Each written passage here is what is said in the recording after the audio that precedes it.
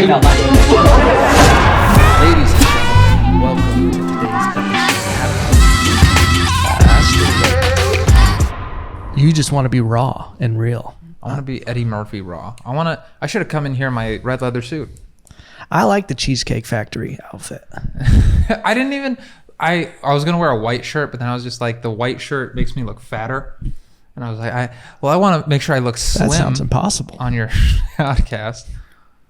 See, now we would have been two whites and white, and now it's I look like the evil half and you're the good half. I mean, that just, is reality of this situation. Ladies and gentlemen, we have gone off long enough without introducing. First of all, we always start this podcast on with a little song, just, a couple bars or something. Do you have anything? It can be a freestyle. It can be something that really just resonates, a favorite song, a couple lines from it. Just anything you're feeling in your soul, you just feel free to belch that out. Funny enough, there is this thing that I've been doing whenever I have downtime in the car or at work when I'm alone, which is I'll start with like a bar, like a freestyle bar, and then it'll get a little sus, and then I'll freestyle, like acapella it away with like some whoa, yeah, like, you know what I mean? So like, I literally have been doing this like all weekend of just like, yeah, I'm from the street. I keep it neat. Always touching my meat. Even my friends, whoa. Like it just starts getting away. You keep it neat and you've been touching your meat. Yeah. I mean, I stay hard, always with my fellas, not in the whoa. Yeah. I mean, that suffices as the song. Okay. I think that worked. Ladies and gentlemen, welcome to this special episode. Things are in disarray. We're not equipped to bring, guests on right now, but we do it, He said, Evan, I need this. I'm going to be coming straight from the Cheesecake Factory job interview or just from a Quentin Tarantino, hitman. You came in here with a black briefcase also. So I was like, all right, this dude actually might be here to murder me from some liberal in Austin that just got tired of my jokes. But ladies and gentlemen, welcome. A real treat for you guys. In-house, in studio, we have Anthony Martin. Thank you. It's great to be here. A well-accomplished comedian from my homeland of California. Welcome. Thank you. I feel very welcome here in this this bistro with the wooden panels. I look like I'm your waiter. You look like the boss of a bistro, and this is our job interview. I definitely get weird with the cashiers, like, hey, I call them all sugar. Hey, how many tips you got tonight? Yeah. Hey, are you putting the tips in the jar? Yeah, like the weird Italian boss that just gets real handy and sweet to the girls that work there. And he's like, hey, sweetie, you need Saturday off? Okay, but to the guys, he's like, no, you work. You're a man, you work. You work. Hey, toots. Hey, toots, yeah. You're like a real, what are the two brothers in New York? The Cuomos. You're like the third Cuomo. You're Reginald Cuomo. Dude, I never got into politics, and I just run a bistro. Yeah. I love it. How long you been here in Austin? Since February, so almost. I'm approaching a year. I think I'm at 8 months. 8 months in Austin. Oh, it's longer than that because I've been since April, and that's about 8 months. No, we're not in April. We're not in December. You've been here 6 months. 7. 7. Did I forget how to count? 4. We're in April's the 4th month. October is the 10th month. Hey, bro. Listen, when people were learning that kind of shit, I was being homeschooled, okay? So math might not be my thing, is what I'm trying to tell you, okay? And I am part of a special community, and you just offended us, okay? So, canceled. Fucking low IQ, big forehead. I can't, well, hold on. I was going to say big foreheaded, but like I'm the biggest forehead in this complex. My forehead's a complex. And you have a forehead complex. I have a forehead complex. How have you liked Texas since you've been here? It's nice. It's like everyone I meet is Archie Bunker. Just like a lovable racist, just real charming, like like I was telling you earlier, at work, I work for an apartment community, and we have this guy who's just a real perv, but he's like a comfortable pervert. He's got like I once saw, he was in the Comedy Store documentary. I once saw this really old comic at the Laugh Factory, and he like opened for the Rat Pack. He's like a legend of comedy, like a real dinosaur. And all of his jokes were like pro sex. He's just like, ladies, make sure you get a couple of extra drinks, loosens up your jaw for tonight. Like just like real, like it was classier than that. Like it was classy, but it's all like leaning towards sex. Like Jay Leno, when he was doing a lot of stand-up, he has this joke that is like always in my head, which is they say men can only have 1,000 orgasms. I have 5 left. And nowadays we're like, wow, he jerks off a lot. But back in the day, like if you had an orgasm, it was with a woman. Like that was the only context. So our context has broadened. But yeah, this guy just has that exact same humor of just like, when do I get to take you out to a drink to like my female bosses? Where in like California, like, that's not flying. That's not flying. Do you think masturbation has been on a rise? Do you think it's risen with the price of Bitcoin, or it's just like? I'm actually trying to decrease the amount of masturbation in the world. Overall your face. Overall, I think people masturbate more because of internet porn. Exactly. I think and OnlyFans. I think jerking off has just gotten more comfortable. And these goddamn meme pages just promoting shit. Yeah, TikTok. It's a problem. You can jerk off to most things. I bet. You said that like a man who knew, like you were gonna pull out a thesis and be like, "Trust me." See that lamp over there? Easy. Well, I believe it, because if you do you think caveman did it? Yeah, but like in the woods, like in a cave by fire, they're like, "What you?"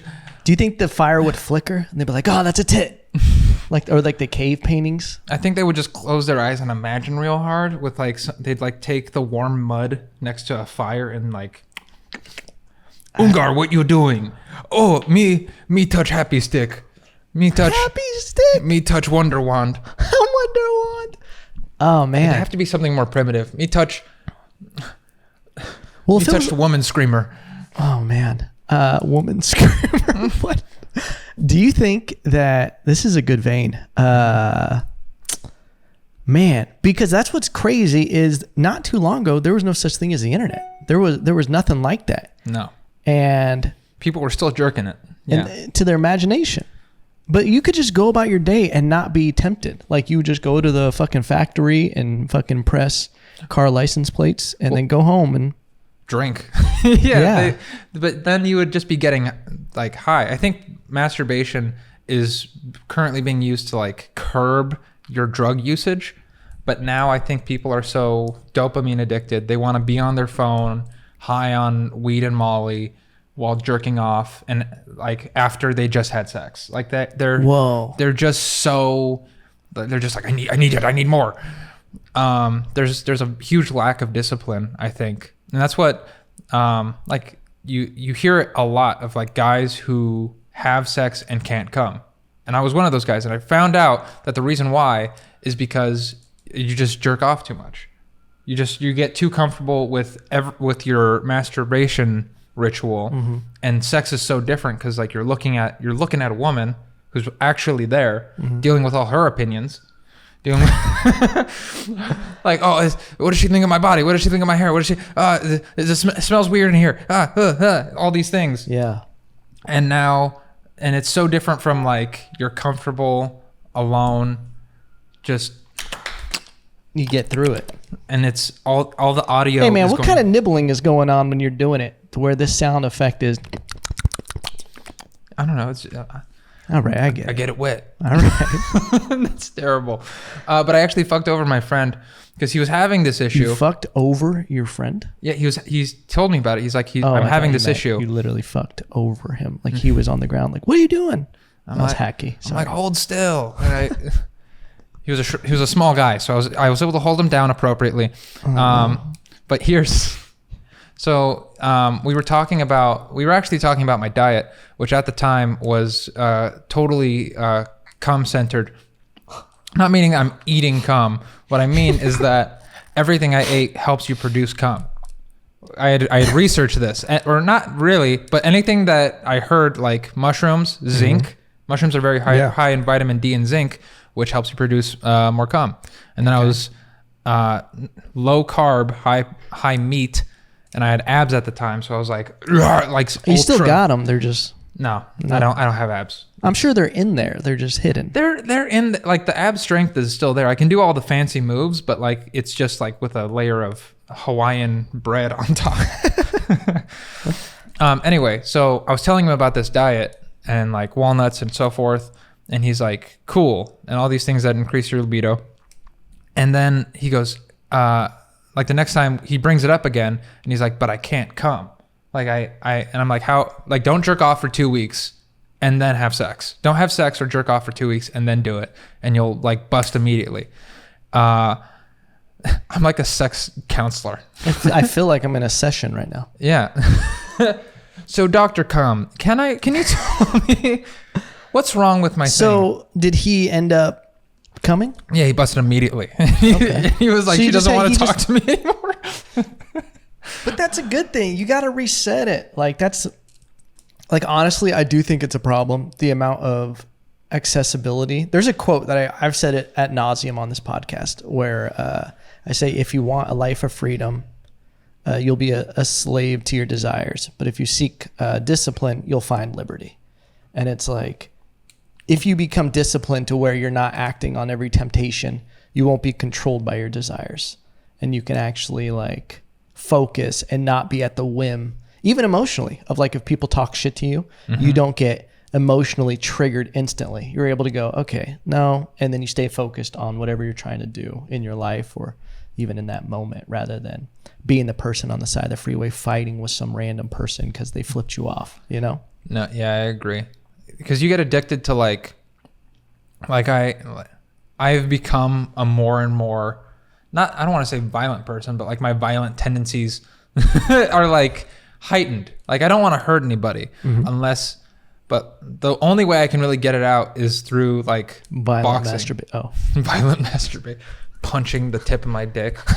Just but no, and so like because I started training so much, I started thinking like, who the fuck is this guy to talk to me like that? Like I started having those kind of thoughts, which are not helpful. And then like I would start to like get my catharsis in the fantasy of just like I would fucking annihilate that guy. Yeah. And that's equally as unhealthy, because then you go, that's gonna be the answer I have in my back pocket if things ever go down. Like if I ever have to resort to anything, I just have violence in my back pocket. And a lot of people walk around with that in their back pocket. It's like, that's going to be my first option. Or you could look for peace. You could just try and be a nice person and understand them. And it sucks. But it's funnier. It's like in Bill Burr's special Paper Tiger, when that lady flicked him in the dick, he's just like, I just imagined her as a little girl and her father died and he didn't love her and he's hitting her. Like that's what I do. I just go like that person we're talking about that doesn't look anybody in the eye and that doesn't like me. She hates my guts. I just go, oh, she's mad autistic.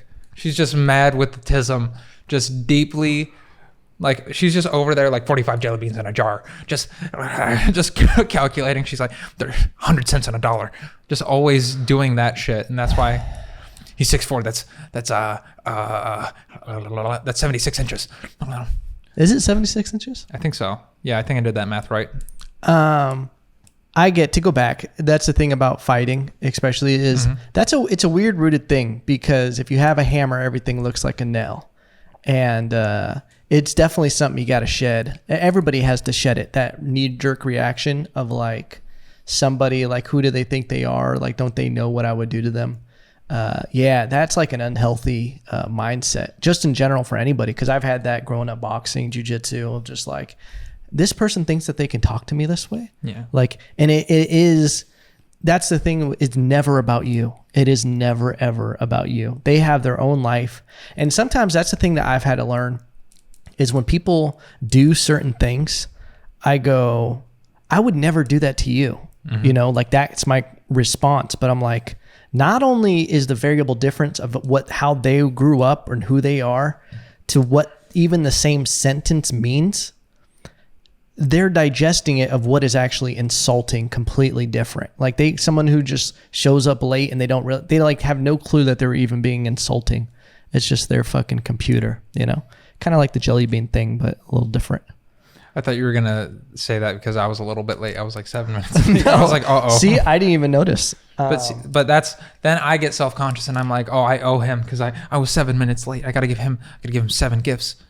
I mean, I would appreciate 7 gifts. But damn, I think we just touched on something. That's what a lot of it comes from. And I even have that too, where I'll have insecurities and think like, I have to make up for something if I did anything that was considered a slight to someone, and it will like bug me. I was even on stage last night and the set dude, it was funny. I wasn't funny at the time. I said the first line of a setup, and then I forgot the whole next part of the joke. And I just stood there for like 5 seconds, and then I just switched to a different bit. And then like, it was just like, huh. But then I recovered by the end, and then I had like 30 seconds left. And then I just started going in on this guy in the front row because it was just easy, and it got a big laugh, and I just kept snowballing it. And I started like being like, cause he wasn't laughing. The whole table was laughing, and he was just staring smugly at me. And then I realized, like, as I'm making fun of him, I'm like, you look like you just watched a TED Talk on death. And then I was like, look at you, you're fucking, and it started getting more laughs the more I started just breaking down his outfit. But then he started laughing, and I realized at that moment that it wasn't that he was being like, like how I thought. It was just his normal face. Like he was just the way he listened. And then I started making fun of it. He was wearing a fucking like tech vest, like fucking fishing jacket. And they had a little man bun, but it was just on top with a little rubber band. And then I said something about that. But then as soon as it got laughs, and I was like, all right, I'm Evan. And I put the mic back in. I just looked at him and I felt so bad. And I forgot the point of that was. Oh, and I felt like I was thinking about it when I was in bed. I was like, I shouldn't have done that to that guy. I felt mean. I had a similar experience with this lady at what's that Purple Elephant Club? There was this lady there. She was sitting in she didn't leave her table or chair. One person at a table, several drinks. She's just drinking alone. Young lady. Nothing visibly wrong with her, like just drinking alone. Obviously, like something had happened, or I don't know. But I get up on stage, and I do like 1 or 2 jokes, and it's like, like not a lot of people are listening. So I just went in on her, and I was just like, drinking alone, huh? Oh. But then I asked her, I was like, are you considering starting stand-up comedy? And she was like, maybe. And I was just like, you know what? It'd be a lot faster if you just went home and killed yourself. Oh, and my God, Anthony. Busted out laughing. Like that's pretty funny. Like everything. Well, I just started doing all of my fucking dark material. And it made her laugh, and everyone else, it was just me and her. And then I transitioned smoothly into, there's like another bit. Like it's, you know, when like a really fucked up bit transfers into something that's clean. Mm-hmm. Like that's what happened, and that got a few more people, and then I won the room over, and that's just kind of the beauty of comedy, is that sometimes you just need to make a connection with one person, and you gain like your credit score increases in the room. Yeah, at the cost of her killing herself. She's dead now. Dude, I don't know if you have friends in California, but things are getting weird in California. Oh yeah. But everything's become polarized and politicized, where I agree with you, where it's just like there's so much stuff going on that you're like, I can't focus on everything. And it's like you got to I always believe like in self-governing, where it's like you take care of yourself, you take care of your own life, and then you slowly spread out and start taking care of other people around you. And it's like there's so much world stuff, and I've seen friends go down that rabbit hole where they're part of every single protest across the planet, and they're exhausted. I have friends who look 87, and they're just like, they just have been part of everything. And I'm like, it's the same thing as porn almost, where it's like, it's instantly, you're involved with it emotionally, and it's the gratification of sharing all these protests, of being part of all this stuff, and you're seeing all these horrible things around the planet, and then you're just like, you're drained, and it's just like, it's consumed your life, you know? Right. And emotionally, you can't get a boner over protest stuff because you've just seen too much. Can't emotionally get a boner? Yeah, emotionally. Metaphorically, I mean. I don't know why, but I just pictured crying with a boner. Want to be my first time, brother? You know? It's just so hard. Let's change the I like that. So you grew up in California. Right. And damn it, I was going to transition to something else. Yeah, I grew up in California. I grew up in Burbank. I was born in Florida, but like I have no memory of that. And then we moved around a lot. Like I was in like 4 different schools for first grade. Oh wow, you moved a lot in that year. Yeah. Well, my family grew up like really poor. Like like I have a bunch of questions for my parents, but I'm like like I had like a lot, because like my dad wasn't around for a while, and I'm like, hey, I have this distinct memory. I always thought my parents were married, and then I remember my mom taking me to the store, and she's like holding my hand, and she goes, I think your dad's gonna propose. And I'm like, you're not married? Like I looked at my mom like, how, you're not married? What are you talking about? But yeah, I grew up sleeping on the floor. Like I didn't have a bed. There were 8 people to a 2-bedroom apartment in Pasadena. And it was 2 of my sisters and my second oldest brother in 1 bedroom, and then it was my twin siblings and myself and my mom in the other bedroom, and then my grandma would sleep in the living room. Wow. And it was like that for a while. And then when did I get a bed? I got a bed in 2nd grade. I got a bed in 2nd grade when we moved to California. We moved to Burbank. And yeah, I still like, for comfort, like for a sense of like not security, but like a sense of nostalgia. Or if I'm like having a really tough time, I'll start sleeping on the floor. Really? Yeah. And it's comfortable for you and everything? It's not comfortable, but it's like, it's hard to explain. Like, it's just like, it's a familiar thing, like home. Is it, if that makes sense? Yeah. Like I know this. This is a devil I know. So it's not comfortable, but I'm comfortable in the situation. The devil, you know. So do you experience that sometimes where you fall back into a pit like that, emotions or anything, where it's almost like, because I've had that in my life, you know, I've been through some stuff, and sometimes I have I've gotten a handle on it a little bit. I don't say mainly, but a self-destructive pattern. And do you ever have that where if something gets to a certain place where you feel just like, I'm going to mess this up, I'm going to go into this pattern, and then because it's what I know? Yeah, I freeze, and I just go into like food and mindless media. Yeah. Like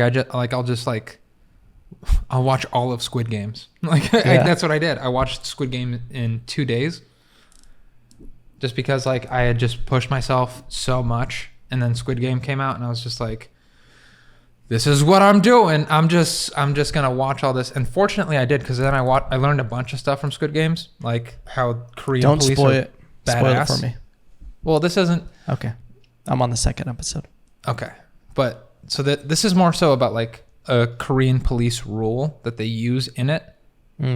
So in Korea, the police have like, you know, Rick from The Walking Dead. They have one of those guns. Oh, Colt 45. No, it's like maybe it's not. It's like it's a 9mm round, but in like that type of gun, like a revolver, and it's like one of those big badass ones. Oh, they're 44 Magnums actually. 44 Magnum? And that's what Rick had, I believe. 44 Magnum. Or 357. I don't know guns. Might be 357. So all guns look the same. It was the shiny one. Okay. But you're only allowed, I think it holds 5 bullets. 3 are live rounds. One chamber has to be blank, and then 1 has to be a blank bullet. So like one of those like starter pistol bullets. So like one is just like a feint or like a loud noise. Then 3 are lethal, and 1 has to be blank. Those are like interesting rules for the police. Oh, that's a real rule? That's a real rule. In real life? In real life Korea. And then the way they do fight scenes is shot so differently because it was also directed by a Korean director. Like in American movies, a fight scene is like if you throw somebody, it's like you pick them up by the neck and you throw them like you're a superhero. But in a Korean fight scene, it's like a technical judo throw. Like it's more technical. Like there's like their martial arts, their naturally ingrained martial arts are different. Like they flail punches. Versus if you watch like a James Bond fight, it's like a boxed up, like they know exactly what they're doing. At least with the punching, but they're not like grappling or anything. Yeah. Like if it was a Brazilian fight scene, you'll probably see someone get like choked out, leg lock, something like that. But it was just, I learned a lot about like why Korean media would be so interesting to the American audience because their tropes are different. Like they have a different series of tropes that we do. You know, like a new trope that happened that's been happening ever since Bruce Almighty is that the wise black guy is actually God. Like the wise black guy is the benevolent ruler of everything. Like you saw it in Loki. It pops again and again. You saw it in Bedazzled with Brendan Fraser. Yeah, Brendan Fraser. What's wrong with that guy? I love him, man. Apparently he got sexually assaulted for his huge wang. What? Yeah, that's why he stopped being in movies. Someone touched his big old pee-pee in George of the Jungle. In George of the Jungle? Which is so funny to think. Like they're just like, I gotta get it. I gotta touch that. Just swinging from vines and shit. George of the Jungle. So I want to go back to growing up this way. So did you do sports or anything like this? No, I got into martial arts when I was like 18. I got into working out when I was 16 or 15. So I used to be like I'm 220.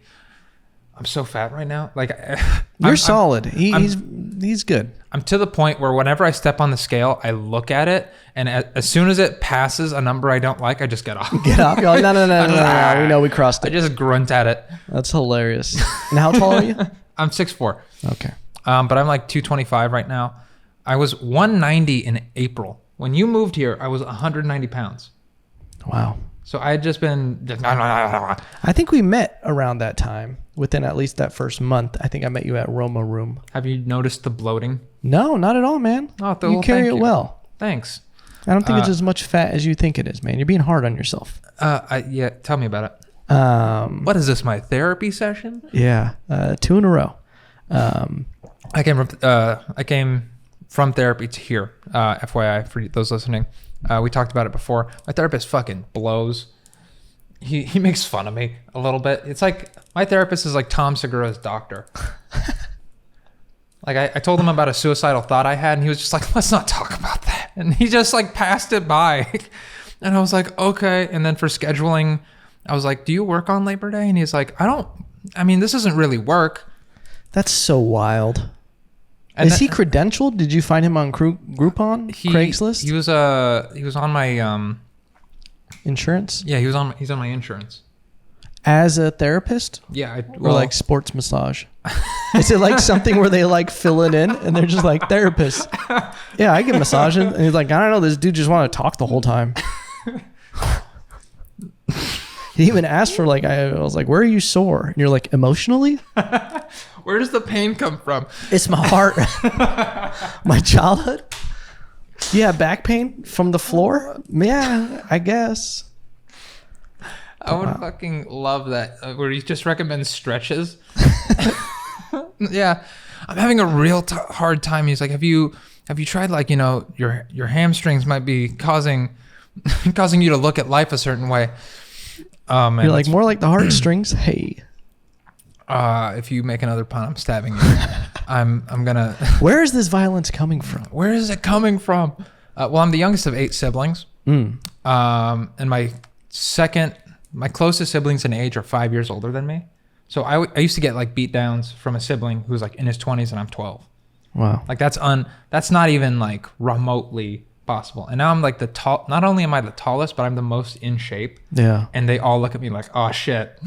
Like, have you gotten your revenge or have you let it go with Christ? No, I let it go. There was a very pivotal moment in my life. It's a little dark. Like if you want to get into it, like it's pretty dark. I mean, I'm not going to rob the listeners of this. Okay. So, and I've talked about this on other stuff, so I don't mind getting into it, but I'm just saying it takes a turn. Okay. So one of my brothers, he has 3 of my siblings got pregnant before they were 20 or got somebody else pregnant. And two of my oldest brothers are those people. So he got somebody pregnant and she's a real not nice person. So around Thanksgiving, he was supposed to have his son and she denied him of that. And that just tore him apart because that was like one of his first Thanksgivings that he was going to be able to remember. And then she just kind of was like, fuck you. And I'm keeping him for Christmas. Yeah. And then he's my second oldest brother. My oldest brother was in the same situation, except his family was in another state. He just recently divorced, drinking his sorrows away.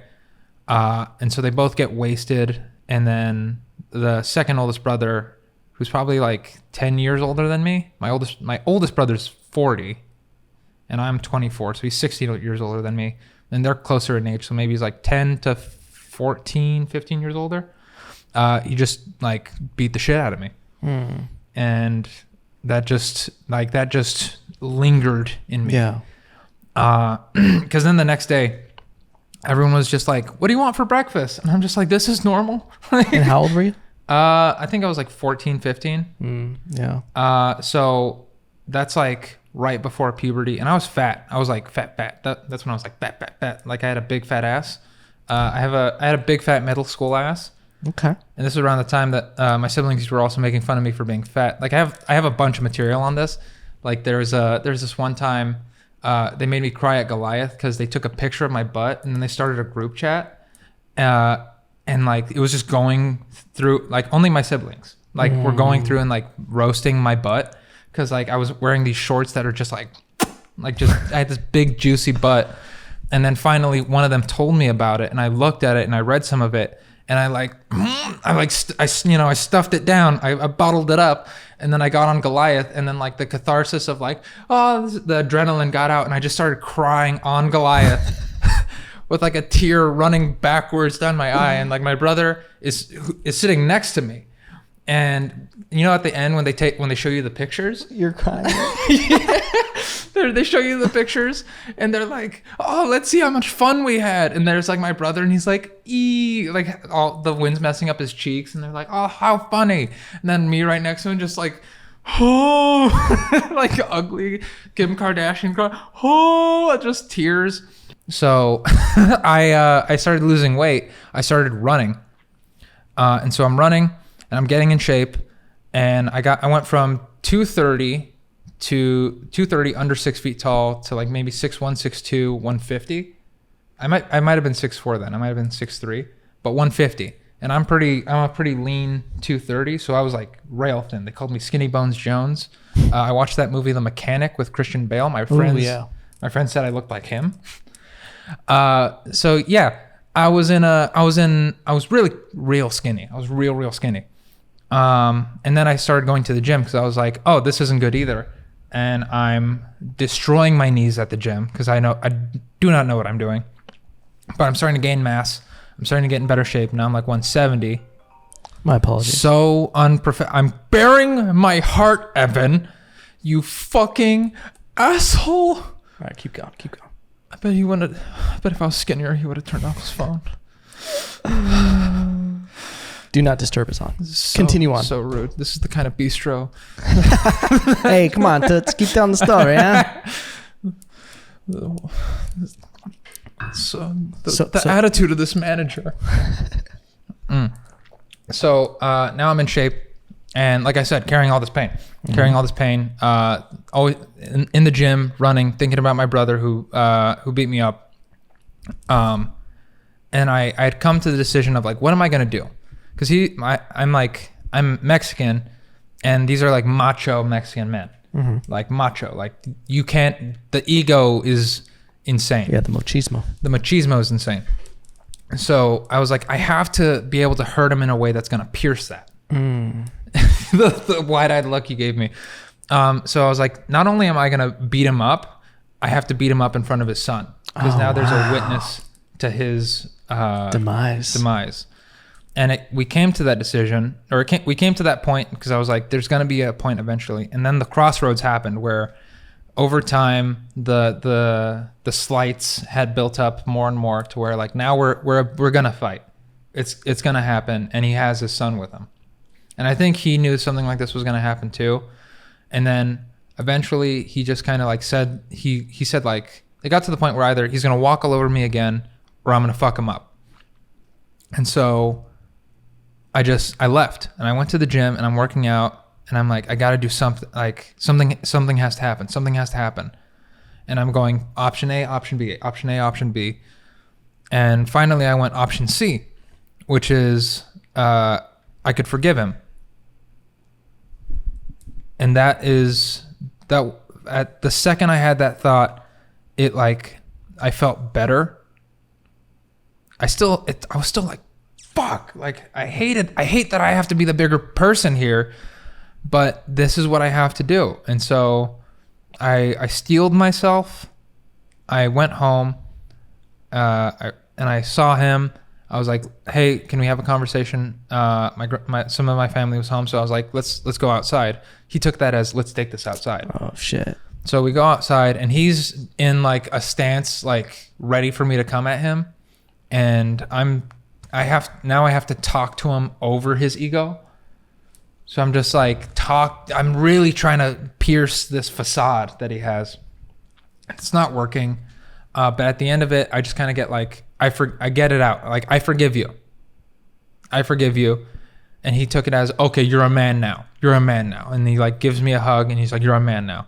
And then it took him probably like 4 or 5 years to fully comprehend that day. Because after that, like it was just over between me and him. And he would like still hit me with the same slights, but I had surpassed that. I was already more mature than my second oldest brother. And that was the confidence that I needed. That I gained the confidence from that moment to that, fuck, I can't talk. After that, I just started fucking. Like I just,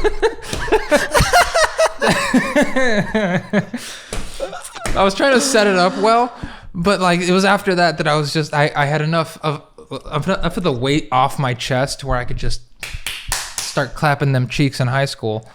And yeah, I just buried that feeling in nuts. Bro, that is the funniest ending to that story ever. I just start fucking. I thought you were going to be poetic and just start being like, and I learned that day. But you were like, I learned that I could fuck after that day. Yeah, because I'm fucking with the pain of childhood. Like I gotta bury this feeling. And while I'm burying this feeling, I'm going to bury this. Yeah. I mean, I'm glad you got there. I'm glad you that's the option you went with and figured it out. And there is a lot of wisdom in that, I could have been sappier about this. I could have given you more dark details, but I'd rather keep it a little bit lighthearted, Evan. Hey, no, I love hearing the way people's brains work and the way, because we have all been through shit and we've all, everybody has challenges. And I think for someone listening, maybe they'll start fucking because they're like, oh yeah, I just need to get through this. And then the confidence will come from it. Yeah. And so before then, before high school, you think you lacked confidence and I still lack confidence. Yeah. Yeah. I still, like it's so much so that like even my boss at work is like, be more fucking confident. Like it's to the point where, I think people are taller than they are. Like I'm 6'4", and I always feel like I'm like, oh, this guy's either my height or a little bit shorter, whatever. But like I make people so much bigger in my head, and I'm like kind of agoraphobic. Like even so, I'm not afraid of people. Like if I go do stand up and there's an audience, I'm super comfortable. Like I love the audience. But what scares me and what that phobia is from is just peers. Like even now, like there's not a lot of fear that I have of you, but there is some, because I know that your peers can bring your own demise. So do you have trouble like Yes. well, obviously Yes. trusting people and like letting people in? Yes and no. I'm super transparent and vulnerable, so it's kind of easy for people to get to know me, and it makes me freak out sometimes. But Like once you say everything, do you feel vulnerable after and you're like, oh, I shouldn't have said that? yeah, there was a guy, like I just kind of like spilled out like a terrible secret of my friend, and I was just like, but that's just because I had no one else to talk to, because I couldn't talk to him about it. Yeah. And I don't have like a ton of close friends that I can share that shit with. But he was it was to a comic who was a former drug addict, and for some reason I think that they're more trustworthy because Drug addicts? Yeah, I don't, because I'm like, you're worse than me. Like you probably did heroin and sucked a dick, so anything I say is not going to be as bad as anything you've done. Oh, okay, so you think you can trust them with the secret? Yeah, but it's not a big deal to them. Turns out they're fucking weasels. Oh, they're Weasley, man. Turns out they're fucking bad people. Spoiler. Yeah, I once had a roommate that had some issues a long time ago, and caught him in the middle of the night trying to steal money out of my dresser. Oh, fuck. While we shared a room, and he was sneaking over like a goddamn gremlin in the middle of the night. I almost had to choke his ass out just because, yeah, and he had a problem, you know. Should have given him the old, what's that called? A sotagari. I fucking love that term, and I love that move, that judo throw, where like you grab him like this, and then you turn over, and you're like, Shah! Yeah. Nah, I got on his back like a spider monkey. But yeah, go back to the story. The end of that story is the same as mine, and then we started fucking. That's yeah. and I got the confidence to fuck my roommate. So you want this money, huh? Heroin ain't cheap. But overall, how have you liked Austin? Moving from California to Austin. I like that things are cheaper here. HEB is the shit. Yeah. Have you had Whataburger yet? Still haven't had Whataburger. Same. In-N-Out's the best. That's gonna make people angry. No, it's not. You don't even know what you're talking about. Liberal media's ruining your brain, man. Your brain and your taste buds are wrong. Pete Terry's is great. My brother moved here, and he lived here for like 6 years, and then right after he moved out, I moved here. Now he lives in Denver. But Pete Terry's is really good. I really like Pete Terry's. Pete Terry's is, I would say, a better equivalent to In-N-Out. Oh, okay. I'll have to give it a whirl. It's great. You can get tons of peppers here. I like spicy food. I really like spicy food. So the fact that I can get like a Hatch chili burger is yay. Dude, that's something I've had here that I didn't really have in California was Hatch peppers. I had Hatch pepper bacon, and it was the most amazing thing ever. Sounds tasty. Dude, I got it. It was thick cut Hatch pepper bacon from HEB. Phenomenal.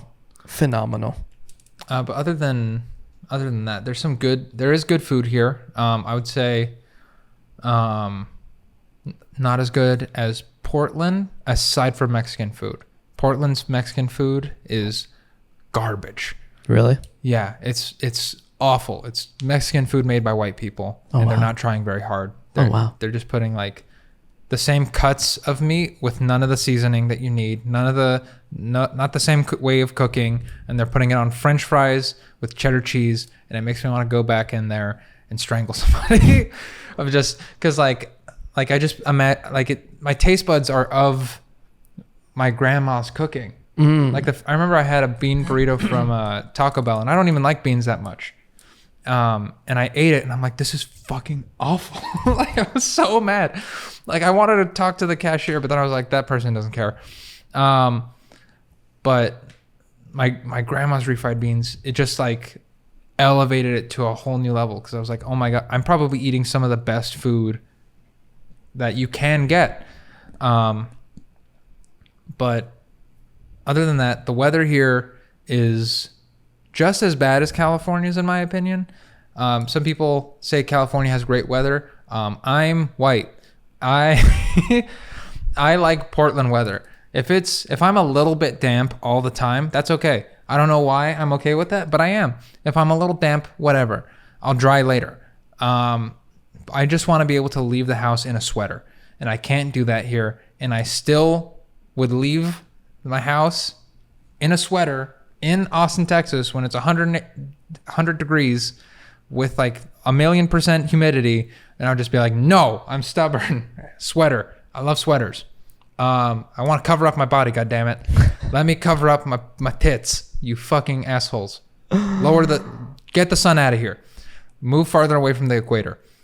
But the bugs here, they're giant. I like it more than California because there are less roaches, because there are things that eat roaches. There are things that eat ants and roaches here. There are predatory bugs, which are scary because you're like, wasps. They're aggressive, the wasp here. The wasps are pretty aggressive. But I like that there are wasps here because they kill the shittier bugs, and I can get those taken care of. I can get wasps taken care of if they're too close to me. I haven't looked at it that way. They usually don't want to mess with you. Yeah. Well, it's only the red ones that will attack anything that comes in here. Dude, yeah. And my brother said it feels like someone's putting a cigarette out on you. When you get bit by one or stung? Stung, yeah. Wow. And I've seen them, and I respect them. Like I just see them, and it's almost like that guy that I mentioned who's like 92 fights in boxing, and I'm just like, all right. That's a red wasp. Leave me alone. You can hurt hilarious. Anthony, thank you for doing this podcast episode. I hope this was good for you. I hope you enjoyed it. Yeah, this was fun. Yeah, it was okay. No, it was fun. I got to talk a lot. It was funny. I got to make you laugh. You did. As long as I get to make people laugh, I'm pretty happy. Good. I'm glad you're happy. Yeah. Where can people find you on social media? You can find me at The Anthony Martin on Instagram. You can find me at What Am I on Twitter, and you can find me at Hey, What Should My Name Be on TikTok. Yeah, I'm promoting whatever. I don't give a shit. I just love that name on TikTok. Too Friendly is my podcast on Apple. Too Friendly, TOO Friendly. I might be bringing that back. I'm trying to figure out what I should do with it. I might be doing prank calls because it's just going to be a solo podcast. So, yeah. I love it. Ladies and gentlemen. Oh, shit. The video just went out. That was perfect timing. Ladies and gentlemen, thank you for listening and watching this podcast. And we'll be back. Peace.